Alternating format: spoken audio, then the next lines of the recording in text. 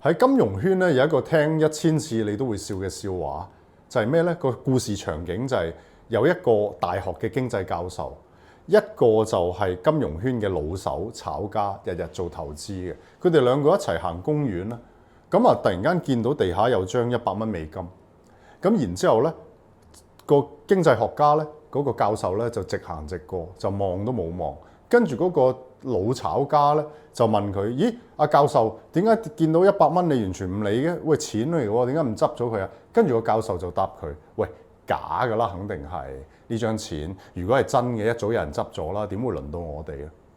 咁啊，故事就好簡單啫。咁其實帶出緊嘅背後意義係啲咩咧？就係個經濟學家佢竟然就係相信市場係有效嘅。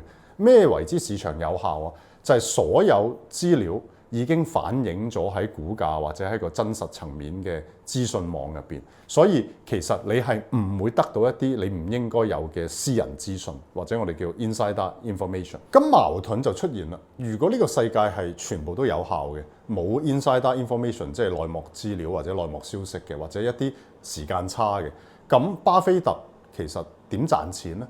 你有冇諗過巴菲特賺嘅錢其實都係因為一啲佢揾到一啲估值已經俾人低估嘅一啲公司，然之後去做長線投資。當估值回歸嘅時候，佢咪賺到嗰筆咁嘅錢咯。咁但係你話市場絕對有效咩？好似又唔係喎，總會有啲空間俾人揾到一啲唔同價值或者唔同計算嘅一啲投資項目。咁如果你話市場完全冇效咩？講真又唔係。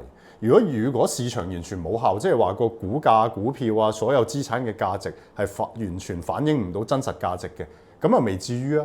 如果係咁嘅，我哋唔會有股票市場，我哋唔會有投資啦。所以市場如果完全冇效咧，整個投資市場都會崩潰嘅。即係你幻想下有個場景就係而家有個咩叫有效同冇效咧？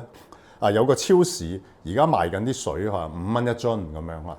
好正常嘅，大家正常咁生活，呢個亦都係已經反映咗喺附近水資源嘅所有嘅供求關係定出嚟嘅一個價格，有人買，有人賣，大家都係合理嘅。咁但係有一日咧，突然間有個騙子走過嚟，超市嗰度吹水就話：啊，伊朗同美國就嚟打仗啦，跟住霍爾木茲海峽會封啦，我哋啲水運唔到過嚟啦，唔會有新嘅水供應啦，下個禮拜開始。咁所以咧，因為好多人信咗呢個謠言咧，啲水就升到50蚊一樽，升咗10倍。咁究竟呢件事水都係嗰支水，然之後賣貴咗10倍，喺邊度出事咧？其實就係市場冇效嘅一個反應，因為信錯咗一啲謠言、不真實嘅資料或者資訊，而導致價格偏離。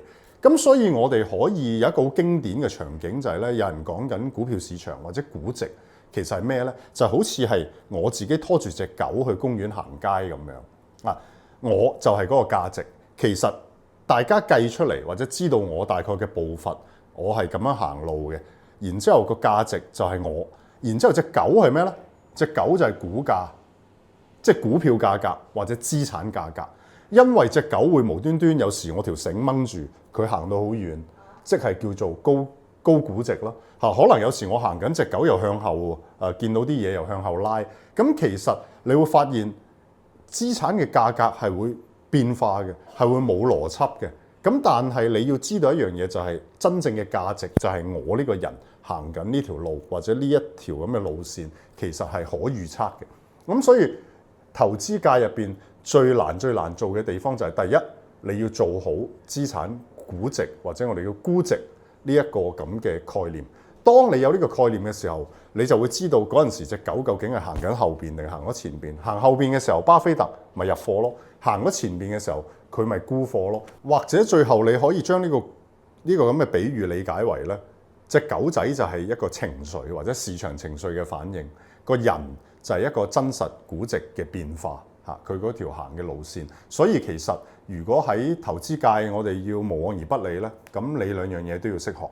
就係第一，你要知道點樣做一啲公司嘅估值啊！呢個當然好難，日日華爾街都有無數嘅專家喺度做緊呢樣嘢，但係我哋可以睇人啲報告。